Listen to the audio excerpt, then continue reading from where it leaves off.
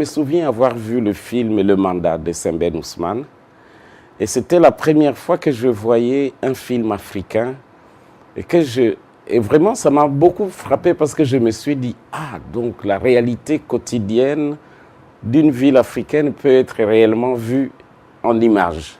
Je réalise des films réalistes. Je ne suis pas un réalisateur de science-fiction. J'ai toujours besoin de sentir que je maîtrise mon terrain et c'est ça que m'apportent les documentaires. On était plus adeptes de films d'art et essai, on avait comme maître à penser plutôt des gens comme Godard.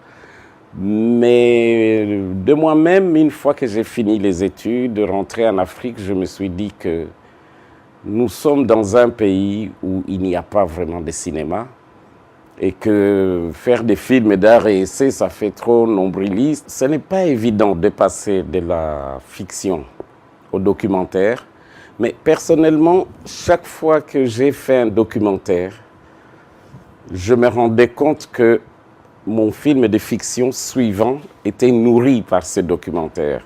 Dans les documentaires, peut-être que j'explore un peu mon côté plus grave. Et dans la fiction, j'aime bien montrer mon côté léger. L'idée que j'ai eue au moment où j'ai écrit le film La vie est belle, je voulais vraiment dire qu'il faut faire quelque chose qui montre que nous ne faisons pas des films seulement qui parlent de l'Afrique, nous faisons des films qui vont réellement émouvoir le public, qui vont divertir le public et que nous avons un public. Je suis souvent rentré à Kinshasa après les moments difficiles que cette ville a vécu. D'abord, je dois préciser que Kinshasa, c'est un peu ma ville de référence, même si je suis né à l'est du Congo, à Bukavu. Mais j'ai souvent considéré que Kinshasa, c'était comme mon plateau de tournage. C'est une ville que j'adore. Au niveau des films de fiction, j'essaye de donner une vision optimiste de la ville. J'essaye d'apporter une nourriture culturelle. Les dernières fois que j'y étais, j'avais l'impression, c'est comme une personne qui saigne. Je me rends compte que la vie est vraiment très, très difficile. Il y a énormément de choses qui se sont passées depuis la guerre et la misère est omniprésente. Le film « Tu n'as rien vu à Kinshasa », c'est un film qui montre un aspect pas très visible de la ville, d'où le titre. Mais le titre aussi, c'est pour paraphraser Alain René dans son film « Hiroshima, mon amour », où on dit souvent « Tu n'as rien vu à Hiroshima ». La ville de Kinshasa doit être comme... c'est comme une bombe à retardement, parce que tous ces gens ont beaucoup d'enfants.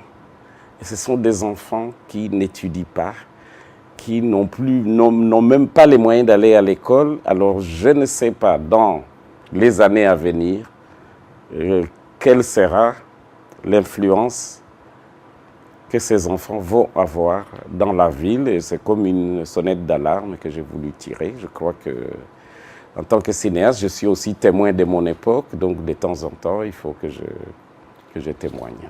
Pour qui filmons-nous? Pour qui faisons-nous des films? Nous, cinéastes, nous existons de notre côté et le public existe de son côté.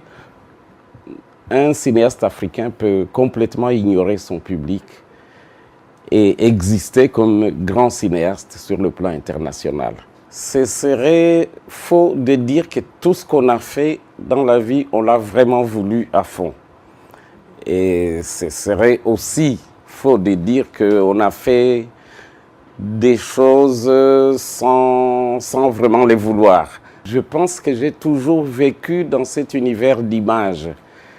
Et l'univers des images, je crois que c'est l'univers qui nous rapproche le plus de l'enfance. Donc, parce que c'est quand on commence à parler, on ment toujours un tout petit peu. Mais quand on regarde sans parler, on n'a pas l'occasion de mentir, donc on reste enfant. Un beau sourire ne peut être que complexe. L'Afrique a beaucoup grandi dans la tradition orale, etc. À l'époque, nous étions petits, nos mamans nous racontaient des contes, etc. Ça nous a nourris. Moi, j'aimerais bien que le cinéma en Afrique puisse jouer ce rôle-là. Quand on investit dans la culture, on investit dans le futur et que cet investissement dans le futur, c'est ce qui nous aide à faire le lien entre notre passé, notre présent et notre futur.